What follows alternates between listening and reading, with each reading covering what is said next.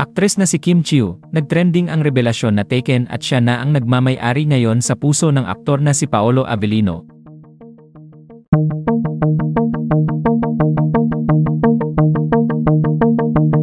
Trending ngayon ang aktres na si Kim Chiu matapos na hindi nito naitago ang kanyang emosyon on live television, sa kadahilanang nagawa na kasing isa publiko ng aktor na si Paolo Avellino at tuluyang aminin ang kanilang totoong relasyon kamakailan lang. Ang naging pag-amin ni Paolo ang isa sa mga magpapatunay kung gaano talaga nito kamahal at pinapahalagahan ngayon si Kim, na ayon niya sa mga netizens, ay nakakabilib ang ginawang paninindigan ng aktor para sa aktres, na ngayon lang nito ginawa. Kasunod ng pag-amin ni Paolo ay ang pagkumpirma ni Kim sa kasalukuyang estado ngayon ng kanyang puso, matapos nitong i-anunsyo sa buong social media at ikwento ang tungkol sa isang taong nagturo sa kanya kung paano muling magmahal at magtiwala.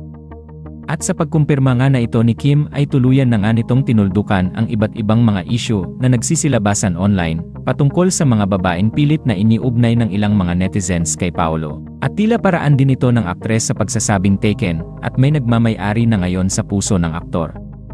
Sa ngayon ay masaya ang mga avid fans at mga loyal supporters ni Kim Chiu dahil anila, nagkaroon na kasi ng isang taong totoong magmamahal at maninindigan para sa kanya, sa katauhan ni Paolo Avellino.